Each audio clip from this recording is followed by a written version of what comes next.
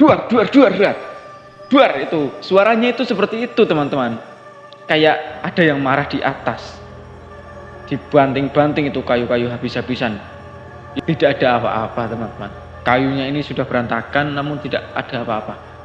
Dia pun hanya terdiam. Sosok yang dikira kakeknya ini hanya terdiam teman-teman. Loh, tadi malam saya di rumah. Saya tidur di rumah saya. Saya tidak menjaga sapi. Assalamualaikum warahmatullahi wabarakatuh. Bertemu lagi dengan saya Dimas Asiham di channel Dim Australia.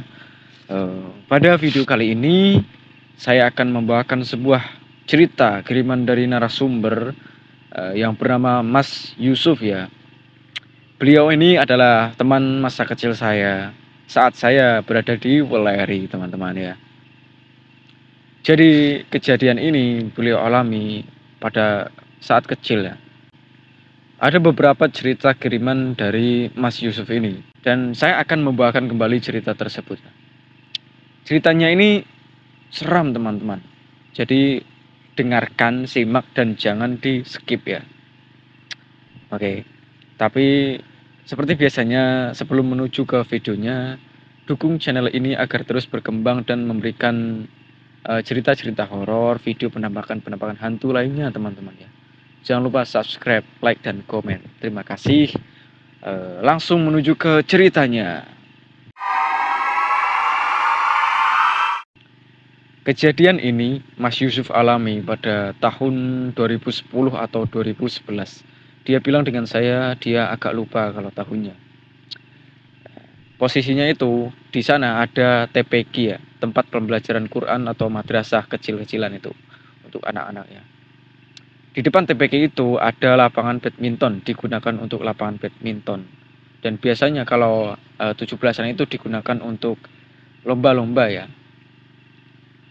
Nah, pada Ba'da Isya setelah Isya itu pemain masih banyak yang bermain di situ. Namun seiring berjalannya waktu, kan suasana makin sepi, jamnya juga sudah lewat pukul 10 itu semuanya sudah pada pulang. Sekitar pukul 11 ke atas itu suasana di sana itu sudah sepi. Hanya tersisa 5 orang termasuk Mas Yusuf. Dari kelima orang ini, Mas Yusuf adalah orang yang paling kecil ya, karena kelas 4 SD. Yang lain itu pemuda dan juga bapak-bapak. Pada saat itu, tiba-tiba ada seorang tetangga yang memberi kabar kalau anak dari, kita sebut Fulan ya, anak dari si Fulan ini telah meninggal di Jakarta. Setelah diberi kabar tersebut, tetangga yang memberi kabar itu pulang ya. Nah, setelah tetangga itu pulang, selang beberapa menit itu, saya jelaskan dulu ini ya, lupa. Itu TPQ, itu 2 lantai teman-teman. Yang digunakan itu hanya lantai bawah. Nah, yang lantai atas itu digunakan untuk menyimpan kayu, menyimpan bahan-bahan bangunan ya. Dulu saya kalau waktu kecil di sana itu memang di sana luas ya. Dulu sangat luas, itu ada kayu-kayu, teman-teman. Jadi setelah ibu-ibu itu pulang, di atas itu kayu-kayu, teman-teman. Kayu-kayu itu pada apa ya? Kayak dibanting itu. Duar, duar, duar, duar. Duar itu, suaranya itu seperti itu teman-teman. Kayak ada yang marah di atas. Dibanting-banting itu kayu-kayu habis-habisan. Yang di bawah itu 5 orang termasuk Mas Yusuf ini dengar. Lantas 2 orang yang paling tua itu pergi ke atas mengecek apakah ada orang atau tidak. Takutnya kayu tersebut kan dimaling ya, kalau dicuri lah. Kalau takutnya mereka itu kayu tersebut dicuri teman-teman.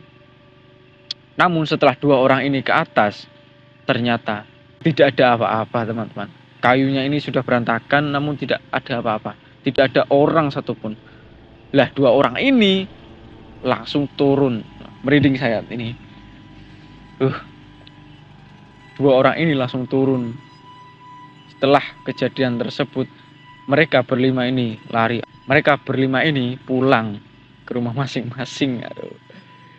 Karena memang itu Mas Yusuf bilang itu suaranya seperti orang marah. membanting-banting kayu di atas itu teman-teman. Kejadian kedua ini selang beberapa waktu pada Idul Adha. Jadi pada Idul Adha ini, besokannya kan sholat Idul Adha. Malamnya ini, sorenya ini kedatangan sapi untuk kurban besok ya teman-teman. Untuk kurban. Nah sapinya ini dicancang ditali di depan rumah omnya Mas Yusuf ini. Ditali di depan rumah omnya. Nah pada waktu itu sapi tersebut dijaga oleh banyak orang ya. Karena masih kumpul-kumpul di sana itu bisa dibilang itu kerukunannya terjaga.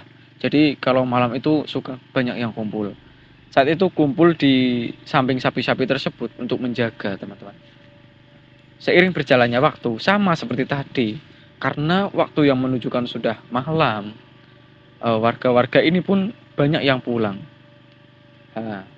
Banyak yang pulang dan tidak ada yang menjaga sapi tersebut. Hanya dijaga oleh pemilik rumah, omnya Mas Yusuf ini yang menjaga. Tapi itu pun menjaga di dalam rumah. Nah, Mas Yusuf ini bercerita, pada saat semuanya sudah pulang itu, Mas Yusuf tidak pulang, namun nongkrong dengan temannya di rumah temannya. Karena waktu itu kan malam takbiran ya, besoknya itu sholat Idul Adha. Jadi dia nongkrong dan pulang itu sekitar pukul 2.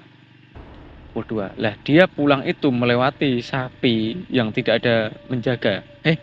Melewati sapi yang tidak ada penjaganya itu. Dia melewati, namun di sana dia melihat sosok kakeknya yang pada saat itu masih sehat, namun sekarang sudah almarhum ya. Pada saat itu masih sehat ya, almarhum kakeknya ini. Dia melihat kakeknya duduk sendiri di kursi menjaga sapi tersebut. Pada saat itu, karena ia yang mengira itu adalah kakeknya, Mas Yusuf ini bertanya kepada kakeknya, beridik saya. Bertanya kepada kakeknya itu, "Kek, kok kakek sendirian?" Ya, seperti itu kira-kira bertanya. Seperti itu kira-kira pertanyaan yang dilontarkan oleh Mas Yusuf kepada sosok yang dikira kakeknya ini. Setelah itu, dia pun hanya terdiam. Sosok yang dikira kakeknya ini hanya terdiam, teman-teman. Setelah beberapa saat, Mas Yusuf ini bergegas pulang karena waktu yang sudah malam dan besok harus sholat Idul Adha. Dia berpamitan kepada kakeknya, namun kakek tersebut tetap diam. Keesokannya, setelah sholat Isya, dia bertemu dengan kakeknya dan bertanya perihal semalam kenapa kakeknya menjaga sapi sendirian. Dia bertanya, "Kek, kok kakek tadi malam menjaga sapi sendirian?" Yusuf tanya, kakek hanya diam saja. Kenapa, kek? Kakeknya ini hanya terdiam, teman-teman. Bingung. Terus kakeknya menjawab, "Loh, tadi malam saya di rumah. Saya tidur di rumah saya. Saya tidak menjaga sapi." Sontak Mas Yusuf ini langsung bingung, langsung ketakutan, teman-teman. Singkatnya bercerita panjang lebar, kakeknya ini tetap dengan kebingungan mereka. Akhirnya mereka tidak menemukan jawaban atas kejadian semalam. Mas Yusuf ini kemudian ketakutan, teman-teman. Dan malam berikutnya itu dia tidak berani keluar. Karena hal tersebut sungguh mengerikan ya. Saya kalau kejadian itu pun ya pasti takut ya, bingung juga teman-teman. Nah, ini lanjut part 2.